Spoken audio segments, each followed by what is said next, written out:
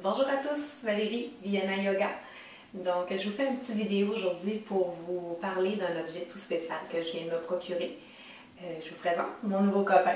C'est mon bol tibétain, qu'on appelle aussi un bol chantant. Je voulais vous en parler puisque le bol chantant est très spécial. Premièrement, les bols chantants datent d'environ 2000 ans avant Jésus-Christ. Donc, c'est des objets qui sont très vieux.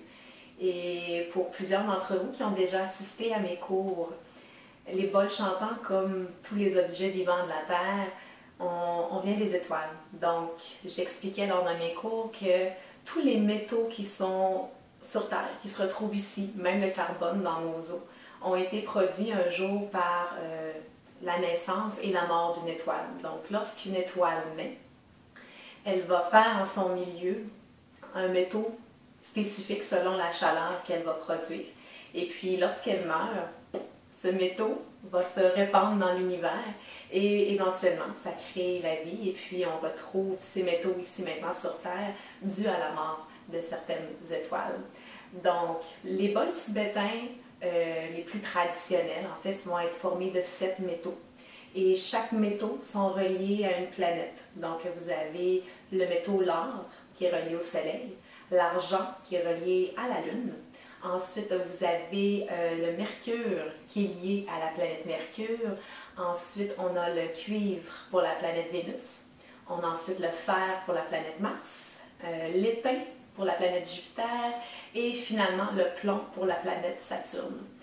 Et le bol tibétain est en fait la représentation du féminin et du masculin. Donc, le bol en tant que tel est la représentation féminine par ses rondeurs. Le bol veut dire la terre-mère, ça veut aussi dire la fécondité. Et le bâton, lui, est l'élément masculin. Donc, il faut imaginer qu'ici, on vient unir le féminin et le masculin ensemble. Donc, on dit qu'un bol tibétain n'a pas de son sans bol et n'a pas de son sans son bâton. Alors, le féminin et le masculin sont indissociables, comme dans la vie de tous les jours. Et on choisit son bol tibétain par instinct. Donc, c'est souvent le son qui va nous guider vers le choix de notre bol. Personnellement, je cherchais un bol avec un son très grave. Pour moi, je voulais que ça représente le son que je fais avec ma voix lorsque je fais le home. Mon home est très grave, il ressemble à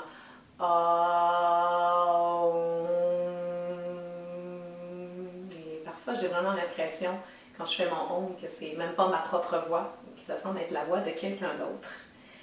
Et voilà, mon bol que j'ai choisi a un son très grave et je vais partager avec vous son son.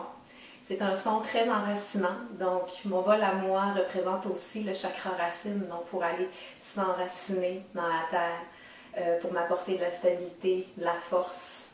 Alors je fais sonner mon bol quand j'en ai besoin.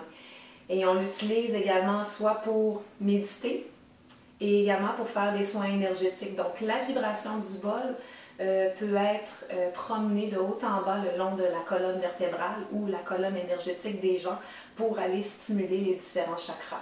Et je sais que mon bol particulièrement stimule le chakra racine. Alors tout simplement, ce qu'on fait, on ferme les yeux, la main va être grande ouverte pour ne pas prendre le bol avec tous les doigts. Donc on doit laisser de l'espace pour laisser le son résonner. Et le bâton, on le prend fermement, avec une légère douceur quand même, et on va le faire pivoter autour de notre bol dans le sens des aiguilles d'une montre. Et voilà, je vous partage son beau son. Alors, fermez les yeux et laissez-vous enivrer par son son.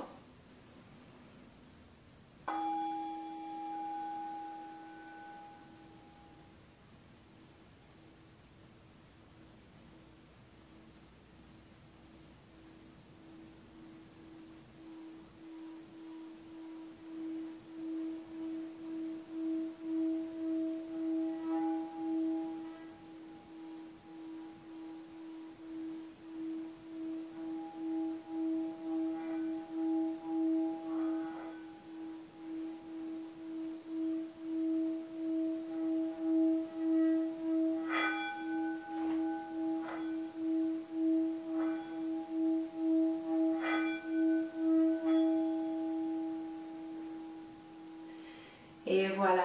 Donc, choisissez votre bol et votre bol va vous choisir également.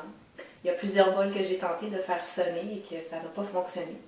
Et quand votre bol vous choisit, eh bien, il chante tout naturellement avec vous. Alors, merci et faites de beaux achats.